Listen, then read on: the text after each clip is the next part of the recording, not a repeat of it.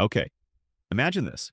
You're a US citizen and you just landed in China, maybe for business, maybe to teach English, maybe just a dream vacation.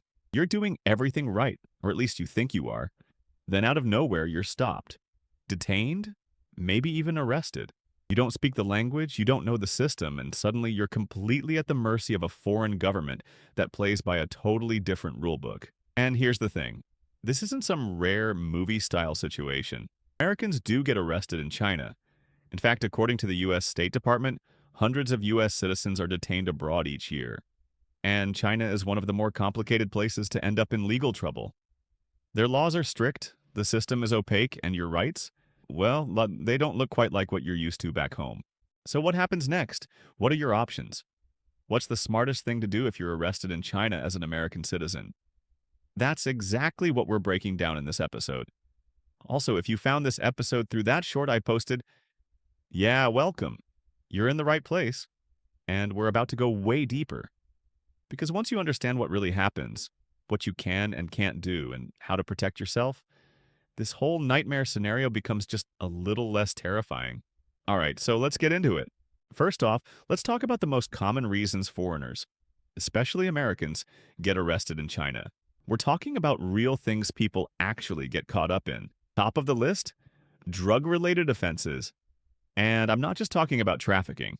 Simple possession of marijuana, even a vape pen with THC, can land you in serious trouble.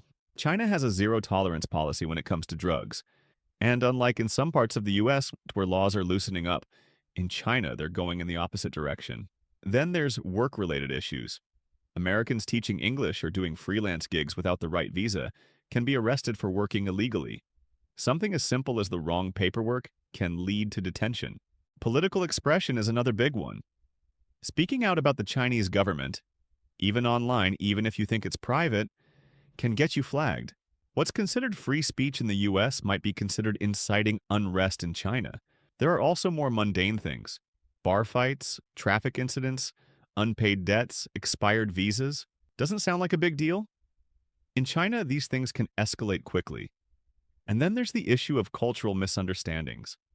Something that might seem totally normal or harmless back home, like taking photos in certain places or questioning a local official, could be perceived very differently in China. The cultural and political landscape is unique, and as a foreigner, even unintentional disrespect can cause problems.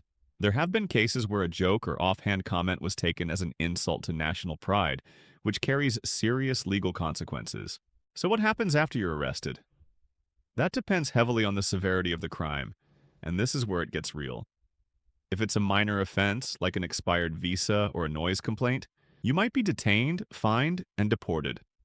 But if it's something more serious, like drug possession, fraud, or anything the government sees as a threat to public order, then you could be held for weeks or even months without formal charges while they investigate.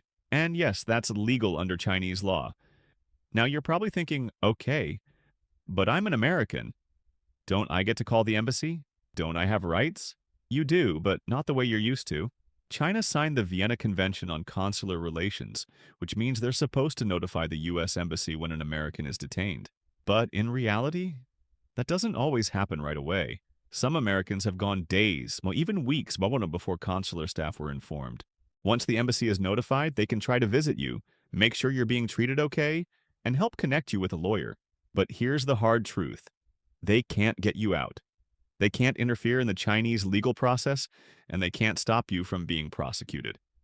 And this brings us to one of the most high-profile examples, the case of Sarah McIver, a Canadian citizen who was detained in China in 2018 for a visa issue. While she wasn't American, her case blew up because it came on the heels of a larger diplomatic battle between China and the West. She was teaching English with the wrong kind of visa. Simple paperwork error, but she was detained for days. It made international headlines. Then there's the story of Mark Swidan, an American businessman who was arrested in China in 2012 on drug trafficking charges. He's been detained for over a decade, and despite repeated efforts by U.S. officials to intervene, he was sentenced to death in 2019, a sentence that remains suspended but has yet to be overturned. His case is often cited by human rights groups as an example of how harsh and unpredictable the system can be. There's also the widely discussed case of Dahlin, a Swedish human rights worker who was detained in 2016. He was forced to make a televised confession and deported. Again, highlighting how the legal process in China doesn't resemble anything most Americans are familiar with. So, what are your actual options if you're arrested in China? Number one, stay calm and don't resist. This is not the time to argue, film, or make bold statements about your rights. That can escalate things. Number two, ask clearly for the U.S. Embassy to be notified. You can say, I request to speak with the U.S. consulate. Repeat it. They may not act right away, but this puts it on record. Number three, do not sign anything you don't understand. Chinese police may present documents in Mandarin and pressure you to sign. Don't. Ask for a translator. Insist on clarity. Number four, avoid making any statements or confessions without legal counsel. Confessions, even forced or misunderstood ones, carry a lot of weight in China. It's not like in the US where you can walk some things back later. Number five, contact a local lawyer, ideally one with experience representing foreigners. The embassy can provide a list, but it's up to you or your contacts to make that happen quickly. Now, here's where things get strategic. If you're facing minor charges, the goal is often quick resolution and deportation. You might be fined, banned from re-entering, and sent home. But if you're facing serious charges, you're going to need a legal defense within the Chinese system. And that's tough, especially since trials are not public and conviction rates are over 99%.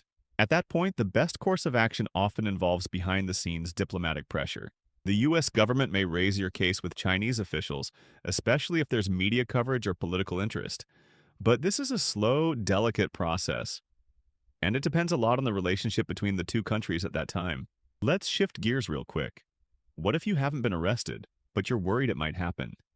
Maybe you're doing business in China or moving there to teach. What can you do to protect yourself? Start with this. Understand the laws.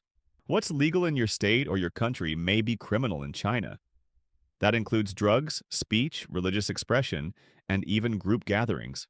Next, make sure your visa matches your activities. If you're working on a tourist visa, even casually, of course that's a risk. Be careful with what you post online.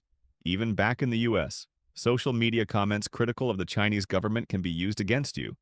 And always keep a copy of your passport, visa, and local emergency numbers in both English and Chinese. If there's one thing we've learned from past cases, it's this. Once you're inside the Chinese legal system, it's incredibly hard to navigate Nasanan and even harder to get out of. There's also the emotional and financial toll. Detention can mean weeks or months with little communication. Your family might not know where you are. Legal fees pile up.